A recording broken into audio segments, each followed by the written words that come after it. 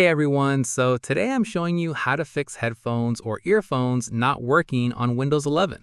If your audio isn't coming through your headphones, follow these pretty simple steps. Let's get started.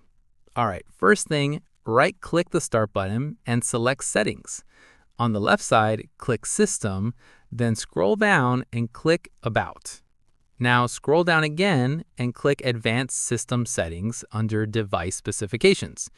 In the System Properties window, go to the Hardware tab and click Device Installation Settings.